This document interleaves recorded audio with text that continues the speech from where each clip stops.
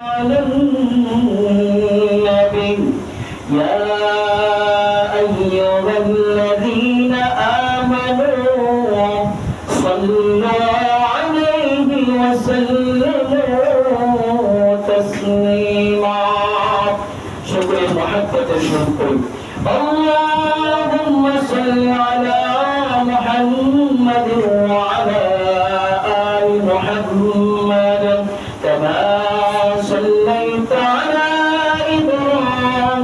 إبراهيم وعلى آل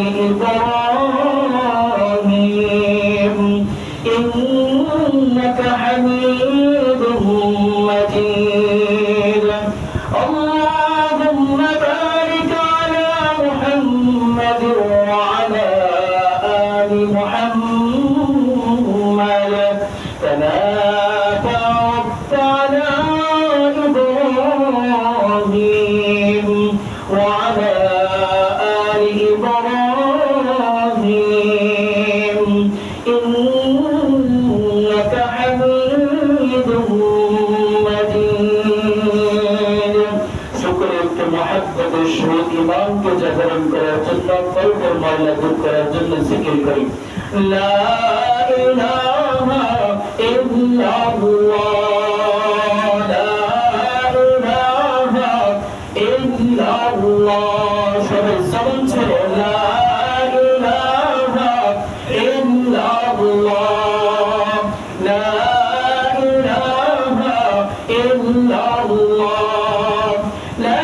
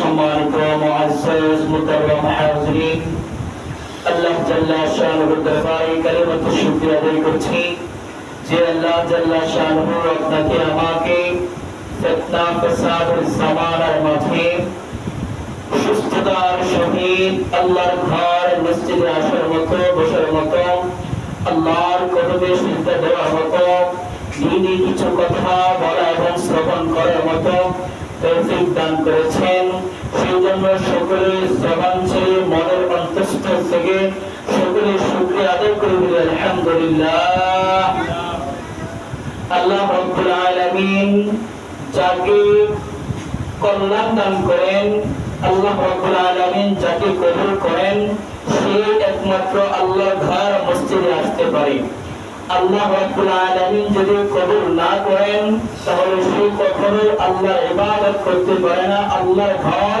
মসজিদ পর্যন্ত পৌঁছাতে পারে না কেননা আমার আপনার মতো অনেক এমন মানুষ আছে যারা শুক্রবারের জুমার দিনেও নানান ভাবে চায়ের স্টলে আড্ডা মারতেছে, দোকানপাটে বসে আড্ডা দিচ্ছে, বাজার ঘাটে আড্ডা দিচ্ছে, বিভিন্ন ফাহিশা কাজ করতে তারা ব্যস্ত রয়েছে। আল্লাহ রাব্বুল আলামিন আপনাকে আমাকে সমস্ত ধরনের ফাহিশা কাজ কর্ম থেকে বিরত রেখে আল্লাহর ঘর মসজিদে এসে আল্লাহর কদমে সিজদা দেওয়ার মতো তৌফিক দান করেছেন। সেজন্য শুকরিয়া আবার জবান ছেড়ে বলে আলহামদুলিল্লাহ। বান্দা যখন আল্লাহ তাআলার নিয়ামতের শুকরিয়া বান্দা যখন আদায় করে, আল্লাহ রাব্বুল আলামিন বান্দাকে আল্লাহ রাব্বুল আলামিন সেই নিয়ামত আরো বৃদ্ধি করে দেয়, বর্ধিত করে দেয়। বলেন সুবহানাল্লাহ। আল্লাহ রাব্বুল আলামিন বলেন লাইন শাকারতুম লাযীদান্নাকুম ওয়া লাইন কাফারতুম ইন্না আযাবি লাশাদীদ। যে বান্দা তোমরা আমার নিয়ামত পাওয়ার পরে আমার সেই নিয়ামতের শুকরিয়া যদি আদায় করো, তাহলে আমি আল্লাহ তোমাদেরকে সেই নিয়ামত আরো বৃদ্ধি করে দেব, নিয়ামতের মাঝে বরকত দান করব। বলেন সুবহানাল্লাহ। আর যদি নিয়ামত পাওয়ার পরে সেই নিয়ামতের শুকরিয়া আদায় না করো, আমি আল্লাহ তোমাদেরকে কঠিন আযাব দ্বারা, ইন্না আযাবি লাশাদীদ, আমার আযাব বড় কঠিন, কঠিন আযাব দ্বারা আমি তোমাদেরকে পাকড়াও করব। সুতরাং আল্লাহ রাব্বুল আলামিন আপনাকে সুস্থতার সহিত আল্লাহর ঘর পর্যন্ত আসার তৌফিক দিয়েছেন, সেই জন্য বলি আলহামদুলিল্লাহ। আমাদের নবী সর্বশেষ নবী সরদার দু আলম, যে নবীকে সৃষ্টি না করলে আল্লাহ রাব্বুল আলামিন আসমান জমিন চন্দ্র সূর্য গ্রহ তারা কোনো কিছুই সৃষ্টি করতেন না, যার উসিলায় আল্লাহ রাব্বুল আলামিন সমস্ত মানবকুল এবং সমস্ত প্রাণীকুলকে আল্লাহ রাব্বুল আলামিন সৃষ্টি করেছেন। সেই নবী দু জাহানের বাদশাহ সরদার দু আলম মুহাম্মদুর রাসূলুল্লাহ সাল্লাল্লাহু আলাইহি ওয়াসাল্লাম তার জন্মের এবং মৃত্যুর আগ পর্যন্ত যে সময়টা রয়েছে, সেই সময়টাকে আমরা দুই ভাগে বিভক্ত করি। এক হলো নবুয়তের কাল, আরেকটা হলো নবুয়তের আগের কাল। অর্থাৎ 1 থেকে 40 বছর পর্যন্ত যে সময়টা, সেটা হলো নবুয়ত প্রাপ্তির আগের সময়। আর 40 বছর থেকে 63 বছর পর্যন্ত যে সময়টা, সেই সময়টা হলো পরিপূর্ণভাবে নবুয়তের সময়, আল্লাহর বিধানাবলী বাস্তবায়নের সময়, আল্লাহর হুকুম ও আহকামগুলোকে মেনে চলার সময়। আর 40 বছর পর্যন্ত যে সময়টা আল্লাহর নবীর ছিল, সেটা ছিল আল্লাহ রাব্বুল আলামিন আল্লাহর নবী জনাব মুহাম্মদুর রাসূলুল্লাহ সাল্লাল্লাহু আলাইহি ওয়াসাল্লামকে আল্লাহ তাআলা নিজেকে নিজে যেন শুদ্ধ করতে পারে, আত্মশুদ্ধির জন্য আল্লাহ রাব্বুল আলামিন সেই 40 বছর পর্যন্ত আল্লাহর নবী সাল্লাল্লাহু আলাইহি ওয়াসাল্লামকে প্রস্তুত করেছেন, রেডি করেছেন। বলেন সুবহানাল্লাহ। এইজন্য মুহতারাম হাজিরিন, আল্লাহর নবী সাল্লাল্লাহু আলাইহি ওয়াসাল্লাম গোটা আরবের মাঝে, আল্লাহর নবীর বয়স যখন 25 বছর বয়স, তখন গোটা আরবের মাঝে আল্লাহর নবী সাল্লাল্লাহু আলাইহি ওয়াসাল্লামকে সমস্ত কাফের বেঈমানরা আল্লাহর নবীকে এক বাক্যে তারা আল আমিন হিসেবে ডাকত। কি হিসেবে? আল আমিন মানে বিশ্বাসী, বিশ্বস্ত, বিশ্বস্ত বন্ধু যিনি, যাকে বিশ্বাস করা যায় এক বাক্যে, তাকে আল আমিন বলা হয়। আল আমিন উপাধি দিয়েছিল আরবের কাফের গোষ্ঠীরা। যেই নবীকে আরবের কাফের গোষ্ঠীরা আল আমিন নামে উপাধি দিয়েছিল, যে মুহাম্মদের মতো যুবক, মুহাম্মদের মতো ছেলে গোটা আরবের মাঝে দ্বিতীয় আর কেউ হতে পারে না। মুহাম্মদের মতো এত আদর্শবান, এত সৎ এবং বিশ্বস্ত যুবক গোটা আরব নয়, শুধু গোটা পৃথিবীর মাঝে দ্বিতীয় আর কেউ হতে পারে না। আরবের সেই কাফের গোষ্ঠীরা সে স্বীকৃতি দিয়েছিল।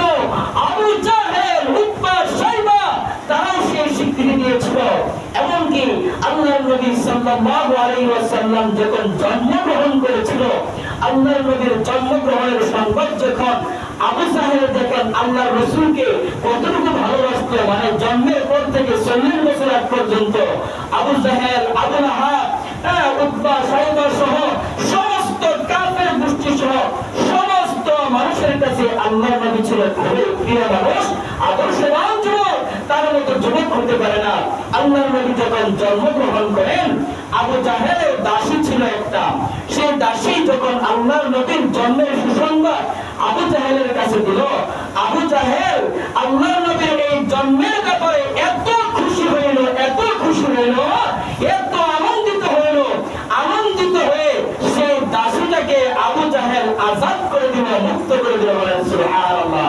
তাহলে যে আবু জাহেল মুহাম্মদুর রাসূলুল্লাহ সাল্লাল্লাহু আলাইহি ওয়াসাল্লামের জন্মের সুসংবাদ পেয়ে সে তার দাসীকে আজাদ করে দিতে পারে, মুক্ত করে দিতে পারে, তার মানে মুহাম্মদুর রাসূলুল্লাহর প্রতি তার ভালোবাসা ছিল না? ছিল না?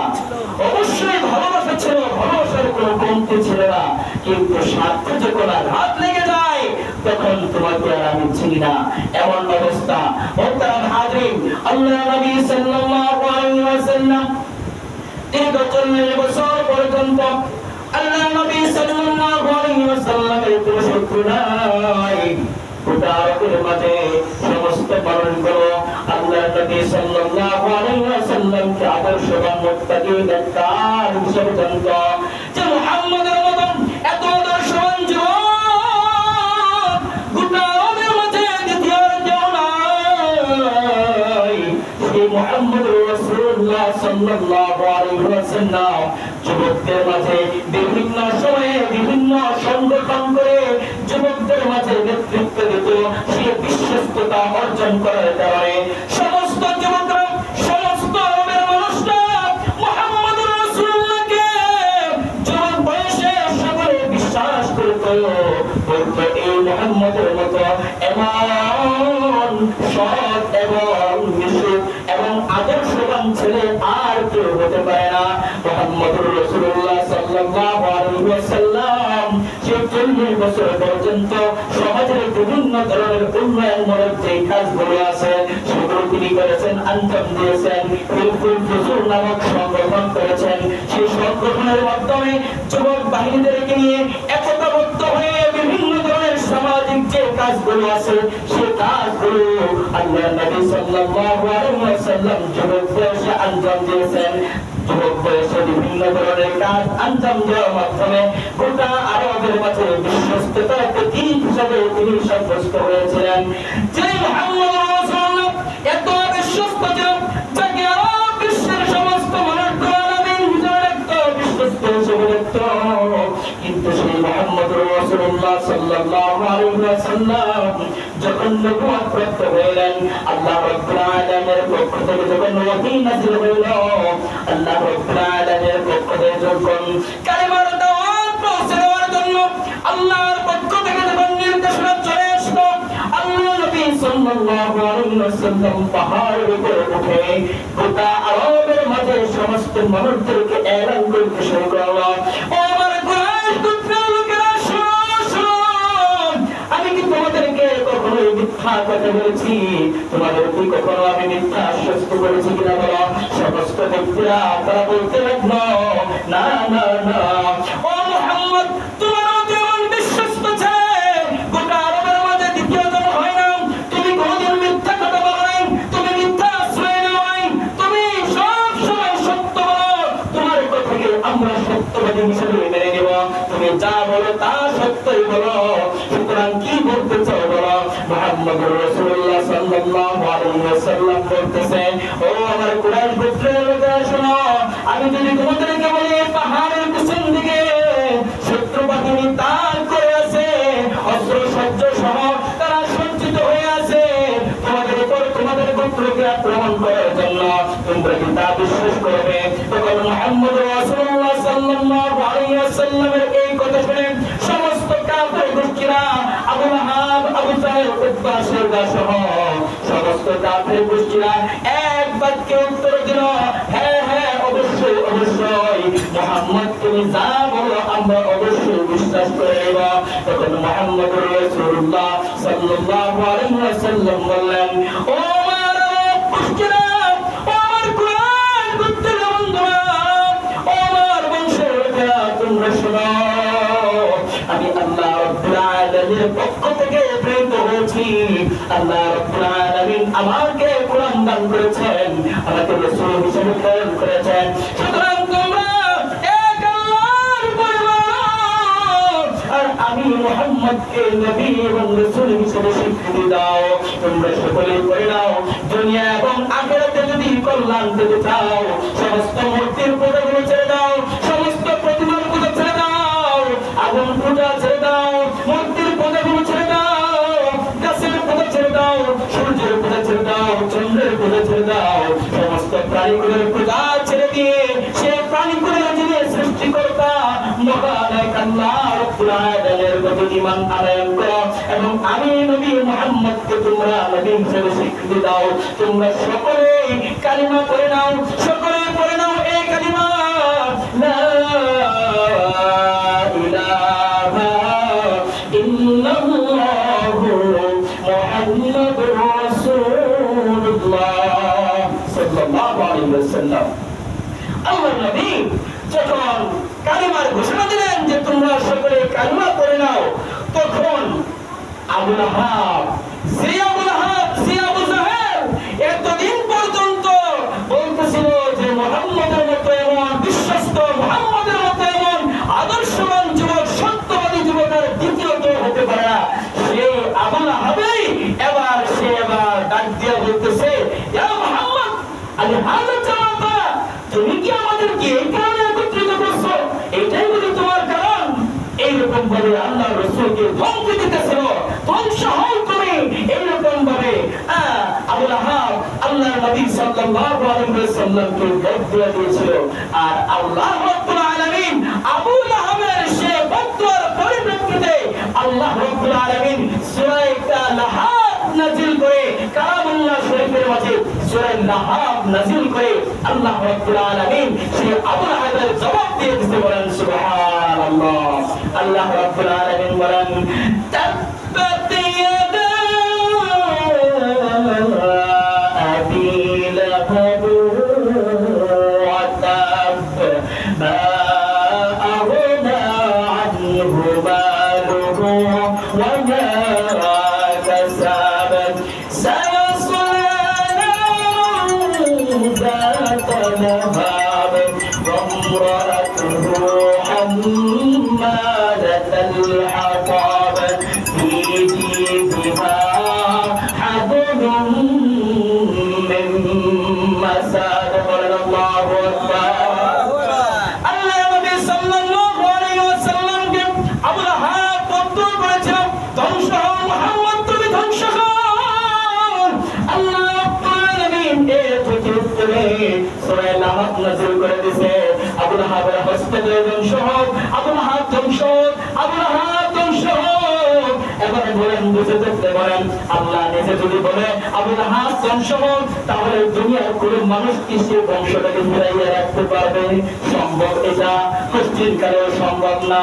ও বন্ধু, পৃথিবীর বুকে যখন এই দ্বীন ইসলামের পতাকাকে উত্তীর্ণ করার জন্য মুসলমানদের মাঝে একদল বাহিনী, যখন মুসলমানদের মাঝে দ্বীন ইসলামের পতাকাকে উত্তীর্ণ করার জন্য একদল বাহিনী যখন কথা বলা শুরু করে দিত, একদল বাহিনী যখন সত্যের সহিত ঘনিষ্ঠতার সহিত সত্যের সেই কালিমা, সত্যের সেই ঝান্ডাকে যখন উত্তীর্ণ করার জন্য কালিমার পতাকাকে হাতে নিয়ে সামনে বাড়ানো শুরু করে, তখনই পিছন দিক থেকে কিছু মানুষ আবু লাহাব মার্কা কিছু মানুষ পিছন দিক থেকে আক্রমণ করার জন্য প্রস্তুত হয়ে যায়। বলেন ঠিক কিনা?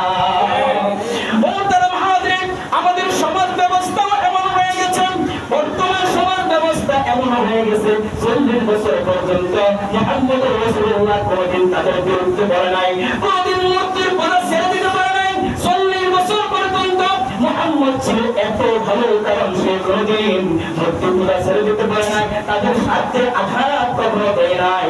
40 বছর পরে যখন মুহাম্মদ মূর্তি পূজা ছেড়ে দিতে বলেছে, যে মুহাম্মদকে আল আমিন হিসেবে মানত, 40 বছর পরে সেই মুহাম্মদ যখন বলে মূর্তি পূজা করা যাবে না, সত্য বলতে হবে, মিথ্যা বলা যাবে না, এক আল্লাহকে মেনে নিতে হবে, মুহাম্মদকে নবী হিসেবে মেনে নিতে হবে। মুহাম্মদ রাসূলুল্লাহ যখন এই দাওয়াত দেওয়া শুরু করেছিল, তখন আরবের মুশরিকরা, আরবের কাফের বেঈমানেরা তখন মুহাম্মদ রাসূলুল্লাহ সাল্লাল্লাহু আলাইহি ওয়াসাল্লামের বিরুদ্ধে চরণ শুরু করেছিল, বলেন ঠিক কিনা? বলতাম হাজির বর্তমান সমাজে এমন কিছু মানুষও আছে, ও ইমাম সাহেব হুজুর, ও হুজুর, প্রয়োজন পড়লে আপনার দরকার লাগলে বেতন লাগলে বাড়াইলে দিব, কিন্তু আপনি সাবধান, সুদ ঘুষের বিপক্ষে কথা বলতে পারবেন না, হারামের বিপক্ষে কথা বলতে পারবেন না, আপনি মদ জুয়ার বিপক্ষে কথা বলতে পারবেন না, বেতন লাগলে বাড়াইয়া দিব। হুজুর সাবধান, সাবধান, আপনি ঘুষের বিরুদ্ধে কথা বলবেন না, সুদের বিরুদ্ধে কথা বলবেন না। এবং মানুষ আছে কিনা বলেন? যে ইমাম সাহেব এতদিন পর্যন্ত সবার কাছে বলা ছিল, যখন এই সত্য কথাগুলো বলা শুরু করে দেয়, যখন সত্যের কথাগুলো সুদ ঘুষ হালাল হারাম সত্য মিথ্যা যাচাই করার জন্য যখন মেম্বার থেকে যখন সঠিক আওয়াজটা যখন তোলা শুরু করে দেয়, তখন সেই ইমাম সাহেব সেই সুদখোর ব্যক্তির কাছে খারাপ মানুষ হিসেবে পরিণত হয়ে যায়, বলেন ঠিক কিনা? যেমন ভাবে আরবের বুকে সমস্ত আরব মানুষগুলো মুহাম্মদুর রাসূলুল্লাহকে আল আমিন হিসেবে মানত, বিশ্বস্ত হিসেবে মানত, মুহাম্মদের মতো ছেলে হতে পারে না, তারা নিজেরা সেই স্বীকৃতি দিয়েছিল। কিন্তু মুহাম্মদুর রাসূলুল্লাহ যখন সত্য বাণীগুলো প্রচার করা শুরু করে দিল, তখন সেই মুহাম্মদের জবানবাদে বিরুদ্ধাচরণ শুরু করে দিয়েছিল সেই কাফির গোষ্ঠীরা। ঠিক তেমনি ভাবে বর্তমান সময়ে এমন কিছু মানুষ আছে যারা উলামায়ে কেরামরা যখন মসজিদের মেম্বার থেকে সত্য কথাগুলো বলা শুরু করে দেয়, সত্যের আওয়াজগুলো যখন উঠানো শুরু করে দেয়, তখন কিছু মানুষ এমন আছে যে সে উলামায়ে কেরামের জবানটাকে রোধ করে দিতে চায়, বলেন ঠিক কিনা? আল্লাহ তাআলা তাদেরকে হেফাজত করবেন, আমিন। মুহতারাম হাজিরিন, বলতেছিলাম আল্লাহ নবী সাল্লাল্লাহু আলাইহি ওয়াসাল্লাম পৃথিবীর বুকে আল্লাহ তাআলা তাকে প্রেরণ করেছেন। আল্লাহর নবী সাল্লাল্লাহু আলাইহি ওয়াসাল্লাম কেমন নবী ছিলেন জানেননি? এমন সুন্দর নবী ছিলেন, পৃথিবীর বুকে এমন সুন্দর মানুষ একদম আদম আলাইহিস সালাম থেকে শুরু করে কিয়ামতের আগ পর্যন্ত এত সুন্দর মানুষ, এত সুন্দর মানুষ পৃথিবীর বুকে দ্বিতীয় আর কেউ নাই, বলেন সুবহানাল্লাহ। কেমন সুন্দর ছিল এক সাহাবী এশার নামাজের পরে পূর্ণিমার চন্দ্র তারিখ 14 তারিখের পূর্ণিমা, ওই পূর্ণিমার চাঁদ ওইরকম আকাশটা ভরপুর থাকে না, তখন পরিপূর্ণ চাঁদটা যখন থাকে তখন আকাশ থেকে যেরকম একটা আলো আসে এবং চাঁদটা তখন অনেক সুন্দর দেখা যায়, সুন্দর দেখা যায় না? চাঁদটা অনেক সুন্দর দেখা যায়। তো এক সাহাবী এশার নামাজ শেষ করে মসজিদ থেকে বের হয়ে গেটের সামনে দাঁড়িয়ে রয়েছে, একবার আকাশের দিকে তাকায়, আরেকবার আল্লাহর রাসূল মেম্বারের পাশে বসা সেখানের দিকে একবার আল্লাহর রাসূলের চেহারার দিকে তাকায়। আল্লাহর নবী সাল্লাল্লাহু আলাইহি ওয়াসাল্লাম ভাবলেন ওই সাহাবী মনে হয় কোনো পেরেশানির মধ্যে রয়েছে, কোনো পেরেশানি থাকার কারণে একবার মনে হয় আকাশের দিকে তাকায়, আরেকবার আমার দিকে তাকায়, মনে হয় আমাকে কিছু বলতে চায়। আল্লাহর নবী সাল্লাল্লাহু আলাইহি ওয়াসাল্লাম সামনে দাঁড়ালেন, সামনে গিয়ে ওই সাহাবীকে জিজ্ঞেস করলেন, তো ভাই তোমার কি হয়েছে, কি পেরেশানি তোমার এমন যে আমি বারবার দেখতেছি একবার তুমি আমার দিকে তাকাও, আরেকবার তুমি আকাশের দিকে তাকাও, ও ভাই তোমার কি এমন ঘটনা, তোমার কি এমন পেরেশানি আছে, কিসের কারণে তুমি এমন করতেছো? আল্লাহর নবী সাহাবী উত্তর দেন, ইয়া রাসূলুল্লাহ, ইয়া হাবিবাল্লাহ, আমার কোনো পেরেশানি নাই, আমার কোনো পেরেশানি নাই। আজকে এই পূর্ণিমার রজনী আমি আসমানের চাঁদের দিকে একবার তাকাই, আসমানের চাঁদের দিকে একবার তাকাই, চাঁদটা কি সুন্দর করে ঝলমল করতেছে, আরেকবার আমি আপনি নবী মুহাম্মদ রাসূলুল্লাহর চেহারার দিকে তাকাই, আপনি নবী মুহাম্মদের চেহারার দিকে তাকাইয়া দেখি আসমানের সেই পূর্ণিমার রজনী, পূর্ণিমার সেই চাঁদের চাইতে আপনার চেহারার মাঝে আরো বেশি আলো ঝলমল করতেছে, বলেন সুবহানাল্লাহ। চিন্তা করছেন, পূর্ণিমার চাঁদের চাইতে আপনার চেহারার আলো আরো বেশি আমার কাছে মনে হইতেছে, বলেন আল্লাহু আকবার। মুহতারাম হাজিরিন, হযরত আয়েশা সিদ্দিকা রাদিয়াল্লাহু তাআলা আনহা আল্লাহর নবী সাল্লাল্লাহু আলাইহি ওয়াসাল্লামের প্রিয় বিবি আয়েশা সিদ্দিকা রাদিয়াল্লাহু তাআলা আনহা বলেন, ও উম্মতেরা তোমরা শোনো, তোমরা শোনো, ও মুহাম্মদুর রাসূলুল্লাহর উম্মতেরা তোমরা শোনো, ও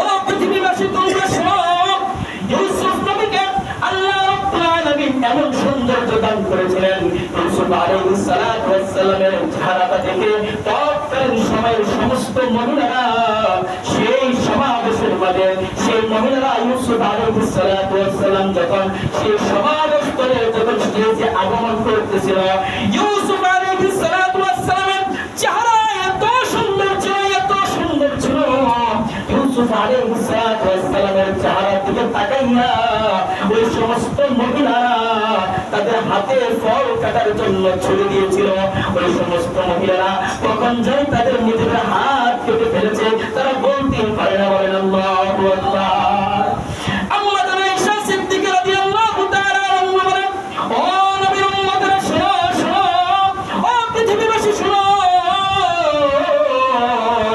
ওই সময় ইউসুফ আলাইহিস সালাতু ওয়াস সালামের ওই দৃশ্যটা দেখে তার চেহারা দেখে ওই সমস্ত মহিলারা তারা হাত কেটে ফেলেছিল। তারা যদি আমার স্বামী নবী মুহাম্মদ রাসূলুল্লাহ সাল্লাল্লাহু আলাইহি ওয়াসাল্লামের চেহারাটা যদি দেখতো, চেহারাটা যদি তারা দেখতো, তাহলে তারা তাদের গলা এবং কলিজা পর্যন্ত কেটে ফেলতে। বলেন আল্লাহু আকবার। এত সুন্দর ছিল, এত সুন্দর ছিল আল্লাহর নবী সাল্লাল্লাহু আলাইহি ওয়াসাল্লাম, এত সুন্দর ছিল। আম্মা জান আয়েশা সিদ্দিকা রাদিয়াল্লাহু তাআলা আনহা আল্লাহর নবী সাল্লাল্লাহু আলাইহি ওয়াসাল্লামকে এশার নামাজের পরে যখন ঘরে প্রবেশ করলেন, আম্মা জান আয়েশা সিদ্দিকা রাদিয়াল্লাহু তাআলা আনহা কবিতা শোনায়, আরবি কবিতা শোনায়। অনেক সময় স্বামী স্ত্রীর মধ্যে যখন কথোপকথন হয় তখন স্বামীর মনোরঞ্জন করার জন্য স্ত্রী দেখবেন মাঝে মাঝে কিছু কৌতুক টাইপের কিংবা তার জন্য মধ্যে একটু হাসি বের হয়, সেই জন্য একটা অন্যরকম একটা রোমান্টিক কথাবার্তা বলে কিনা, এরকম কথাবার্তা কিন্তু স্বামী আর স্ত্রীর ভিতরে হয়। তো আম্মা জান আয়েশা সিদ্দিকা রাদিয়াল্লাহু তাআলা আনহা তিনি চিন্তা করলেন তার স্বামীকে একটু খুশি করা দরকার। আম্মা জান আয়েশা সিদ্দিকা রাদিয়াল্লাহু তাআলা আনহা বলতেছেন, ইয়া রাসূলুল্লাহ ইয়া হাবিবাল্লাহ, আমি আপনাকে একটা কবিতা শোনাতে চাই। বলেন আল্লাহু আকবার। কবিতা কে শোনাতে চায়? স্ত্রী। তিনি বলতেছে আল্লাহর রাসূলকে, যা ইয়া রাসূলুল্লাহ আমি আপনাকে একটা কবিতা শোনাতে চাই। আল্লাহর রাসূল সাল্লাল্লাহু আলাইহি ওয়াসাল্লাম বলতেছেন, ও আয়েশা, তুমি আমার প্রিয় স্ত্রী, তুমি আমাকে কবিতা শোনাইবা, এটা তো আমার জন্য সৌভাগ্য। শোনাও শোনাও। আয়েশা সিদ্দিকা রাদিয়াল্লাহু তাআলা আনহা কবিতা শোনায় আল্লাহর নবী সাল্লাল্লাহু আলাইহি ওয়াসাল্লামকে। আয়েশা সিদ্দিকা রাদিয়াল্লাহু তাআলা আনহা কবিতা শোনায়, লানা শামসুন ওয়ালিল আফাক শামসুন, লানা শামসুন ওয়ালিল আফাক শামসুন, ওয়া শামসি খায়রুম মিন শামসিস সামা,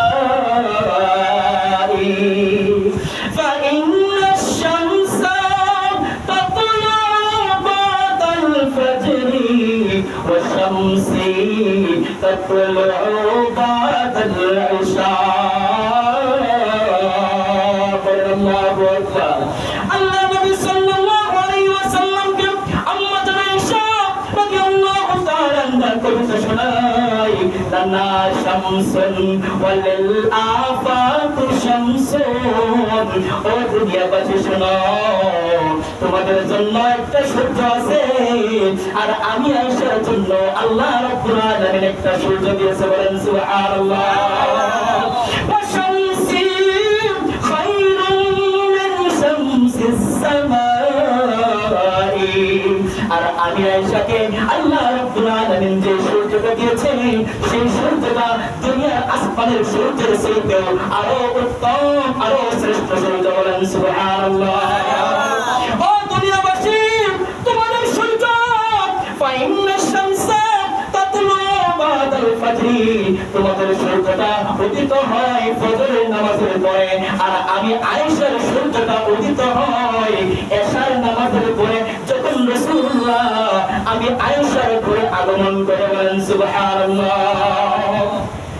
আল্লাহ নবী সাল্লাল্লাহু আলাইহি ওয়াসাল্লাম এত সুন্দর ছিলেন, এত সুন্দর ছিলেন। আল্লাহ নবী সাল্লাল্লাহু আলাইহি ওয়াসাল্লাম হঠাৎ একদিন আয়েশা সিদ্দিকা রাদিয়াল্লাহু তাআলা আনহা কাঁথা সেলাই করতেছে। মানে আরো গ্রামের মহিলারা দেখবেন যে আমরা যে কাঁথা ব্যবহার করি শীতের দিনে, সেই কাঁথাগুলো কিন্তু তারা সেলাই করে আমরা সুই দিয়ে। তো আম্মা জান আয়েশা সিদ্দিকা রাদিয়াল্লাহু আনহা সুই সুতা দিয়ে কাঁথা সেলাই করতেছে। হঠাৎ করে তার বাতির তেল শেষ হয়ে গেছে। শেষ হয়ে যাওয়ার পরে বাতিটা নিভে গেছে, আর হাত থেকে সুইটা যেন কোথায় যেন পড়ে গেছে। এই সুইটা খুঁজে আর পাইতেছে না। আম্মা জান আয়েশা সিদ্দিকা রাদিয়াল্লাহু তাআলা আনহা বলেন, ও উম্মতরা শোনো শোনো, আমার নবী এত সুন্দর ছিল, এত সুন্দর ছিল, এত সুন্দর ছিল। রাত্রিবেলায় অন্ধকার রজনীর মাঝে আমি আমার হাতের সুইটা হারিয়ে ফেললাম। আর তখন এশার নামাজের পরে আমার ঘরের দরজা খুলে আমার স্বামী সরদার দু আলম নবী মুহাম্মদ রাসূলুল্লাহ সাল্লাল্লাহু আলাইহি ওয়াসাল্লাম আমি আয়েশার ঘরে যখন দরজাটা খুলে প্রবেশ করলেন, আল্লাহর নবী সাল্লাল্লাহু আলাইহি ওয়াসাল্লামের চেহারার আলোতে আমার ঘরটা এমন ভাবে আলোকিত হয়ে গেল, এমন ভাবে আলোকিত হয়ে গেল, আমি আয়েশা আমার হারিয়ে যাওয়া সেই সুইটা খুঁজে বের করে ফেললাম। বলেন সুবহানাল্লাহ। চিন্তা করছেন কেমন সৌন্দর্য ছিল, যার চেহারার সৌন্দর্যের মাধ্যমে, যার চেহারার আলোতে অন্ধকার দূরীভূত হয়ে গেছে, এবং সেই আলোর মাধ্যমে সুই সুতা হারিয়ে গেছিল, সেই সুইটা পর্যন্ত খুঁজে বের করে ফেলতে। বলেন সুবহানাল্লাহ। সেই এত সুন্দর এত মায়ের নবী আম্মা জান আয়েশা সিদ্দিকা রাদিয়াল্লাহু তাআলা আনহা একদিন হঠাৎ রাত্রিবেলায় আম্মা জান আয়েশা সিদ্দিকা রাদিয়াল্লাহু তাআলা আনহা যখন আল্লাহর নবী ঘরে প্রবেশ করলেন, ঘরে প্রবেশ করার পরে তার গায়ের থেকে, তার শরীর থেকে যখন জামাগুলো খুলে ফেললেন, জামাটা খুলে যখন শরীর আপনার ঘুমানোর জন্য প্রস্তুতি নিতেছিল, এমন সময় আয়েশা সিদ্দিকা রাদিয়াল্লাহু তাআলা আনহা দেখতে পেলেন আল্লাহর নবী সাল্লাল্লাহু আলাইহি ওয়াসাল্লামের এত সুন্দর চেহারাটা, এত সুন্দর চেহারার মাঝে, এত সুন্দর শরীরের মাঝে, পিঠের মাঝে কেমন যেন কিছু দাগ দাগ চিহ্ন দেখা যায়। আল্লাহর নবী সাল্লাল্লাহু আলাইহি ওয়াসাল্লামের শরীরের মাঝে কেমন যেন কিছু দাগ চিহ্ন দেখা যায়। মানুষ বসন্ত হওয়ার পরে সেই বসন্ত রূপটা যখন চলে যায়, চলে যাওয়ার পরে তখন এই দাগগুলো কিন্তু সহজেই মুছে না, এই দাগগুলো কিন্তু থেকে যায়, এই দাগগুলো দীর্ঘদিন পর্যন্ত থেকে যায়। তো আয়েশা সিদ্দিকা রাদিয়াল্লাহু তাআলা আনহা মনে করলেন যে আল্লাহর নবীর মনে হয় বসন্ত হয়েছে কোন সময়। আল্লাহর নবী সাল্লাল্লাহু আলাইহি ওয়াসাল্লামকে আয়েশা সিদ্দিকা রাদিয়াল্লাহু তাআলা আনহা জিজ্ঞাসা করলেন, ইয়া রাসূলুল্লাহ, ইয়া হাবিবাল্লাহ, আপনার এত সুন্দর চেহারা, যে চেহারা দেখে আরব নাই সারা পৃথিবীর মানুষ পাগল করা হয়ে যায়, এত সুন্দর চেহারা, এত সুন্দর চেহারার মাঝে, আপনার শরীরের মাঝে, আপনার পিঠের মাঝে এই কিসের দাগগুলো দেখা যায়? এই দাগগুলো কিসের? আপনার কি কোনো ফ্লাগ রোগ কিংবা বসন্ত রোগ, এই ধরনের কোন রোগ ব্যাধি আপনার জীবনে কখনো হয়েছিল কিনা? মুহতারাম হাজিরিন, চোখের পানি রাখা যায় না। আল্লাহ নবী সাল্লাল্লাহু আলাইহি ওয়াসাল্লামকে যখন আয়েশা সিদ্দিকা রাদিয়াল্লাহু তাআলা আনহা জিজ্ঞাসা করলেন, ইয়া রাসূলুল্লাহ, ইয়া হাবিবাল্লাহ, আপনার পিঠের মাঝে কোন কিসের দাগ? আল্লাহ নবী সাল্লাল্লাহু আলাইহি ওয়াসাল্লামের চোখ দিয়ে টলমল করে পানি পড়ে। আল্লাহ নবী পানি আর থামে না, চোখের পানি পড়তেছে, একের পর এক চোখের পানি ছাড়তেছে। আল্লাহর নবী সাল্লাল্লাহু আলাইহি ওয়াসাল্লামের চোখ দিয়ে টলমল করে পানি পড়তেছে, চোখ বেয়ে বেয়ে পানি পড়তেছে। আম্মা জান আয়েশা সিদ্দিকা রাদিয়াল্লাহু তাআলা আনহা জিজ্ঞাসা করেন, ইয়া রাসূলুল্লাহ, ইয়া হাবিবাল্লাহ, আমি কি প্রশ্ন করে আপনার অন্তরে দুঃখ দিয়ে ফেললাম নাকি? আপনাকে কষ্ট দিয়ে ফেললাম নাকি? ইয়া রাসূলুল্লাহ, ইয়া হাবিবাল্লাহ, আমি কি আপনাকে কষ্ট দিয়ে ফেললাম? আল্লাহর নবী সাল্লাল্লাহু আলাইহি ওয়াসাল্লাম চোখের পানি ছেড়ে দিয়ে আম্মা জান আয়েশা সিদ্দিকা রাদিয়াল্লাহু তাআলা আনহাকে ডাক দিয়ে বলে, ও আয়েশা রে, তুমি যে দাগগুলো দেখতেছো, আমার পিঠের মধ্যে যে দাগগুলো দেখতেছো, এই দাগগুলো সাধারণ কোনো দাগ নয়,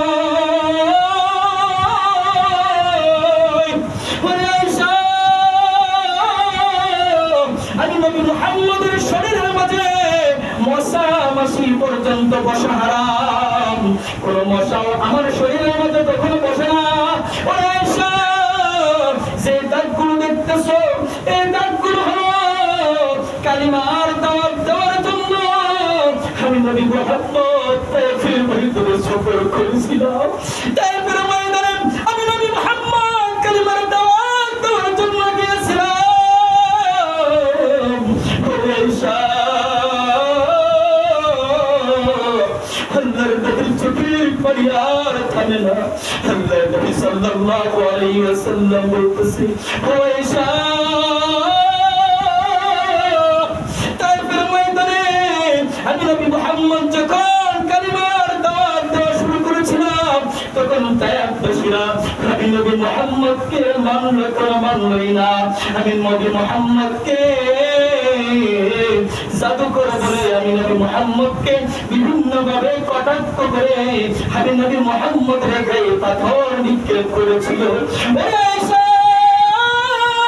আমার পিঠের মধ্যে যে দাগগুলো দেখতেছো সেই দাগগুলো হলো তায়েফের ময়দানে সেই বকাটে ছেলেরা আমি নবী মুহাম্মদের গায়ে যে পাথর নিক্ষেপ করেছিল।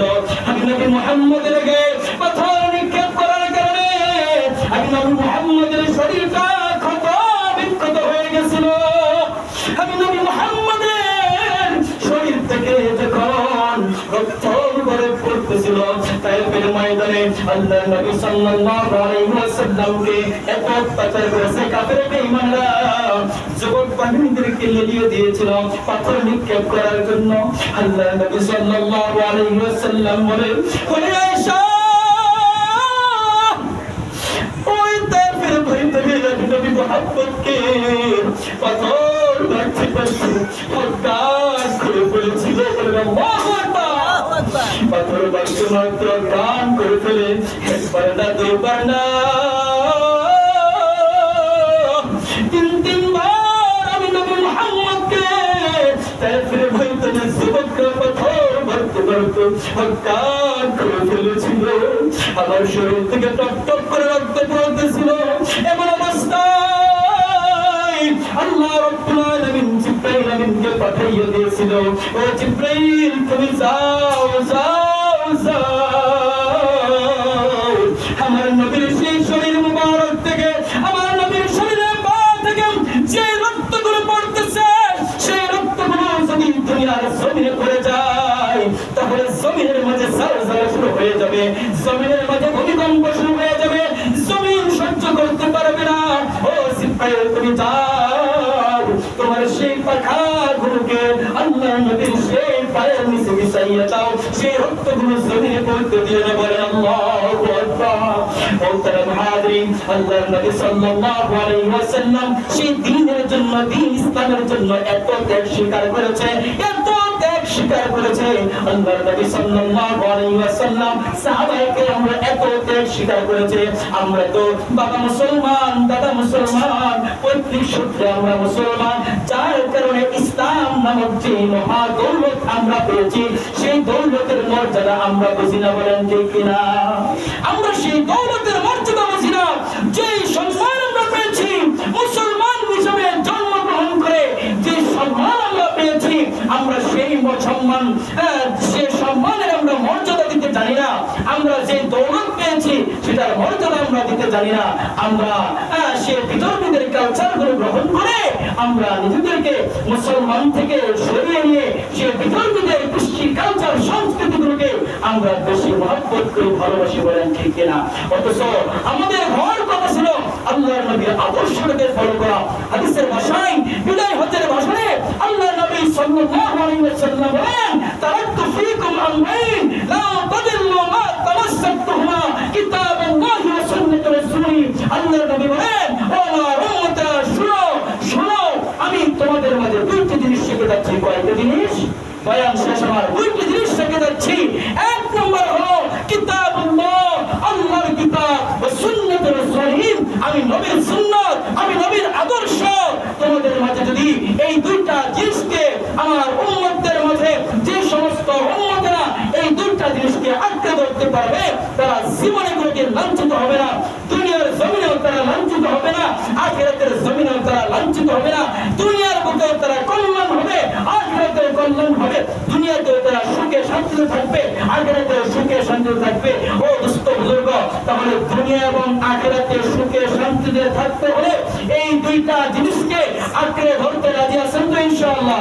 আল্লাহ তাআলা আমাদের সকলকে আল্লাহর রাসূলের সুন্নাতকে বাস্তবায়ন করার মতো, আল্লাহর রাসূলের আদর্শকে বাস্তবায়ন করার মতো কোরআন এবং হাদিস অনুযায়ী জীবন যাপন করার মতো তৌফিক দান করুন। সকলে বলে আমিন। আলহামদুলিল্লাহি রাব্বিল আলামিন। মাইকে লঞ্চ করে দেন আগামী সপ্তাহ থেকে ঠিক 1:30টায় নামাজ শুরু হবে, 1:30টায়, তার মানে 20 বয়ান শেষ। এরা কেউ আসুক বা না আসুক, ইনশাআল্লাহ ইনশাআল্লাহ আগামী শুক্রবার থেকে 10টায় নামাজ শুরু করতে হবে ইনশাআল্লাহ। 20 থেকে 25 মিনিট আমাদের বয়ান শেষ হয়ে যাবে। আপনারা সময় মতো চলে আসবেন ইনশাআল্লাহ সকলে। সমস্যা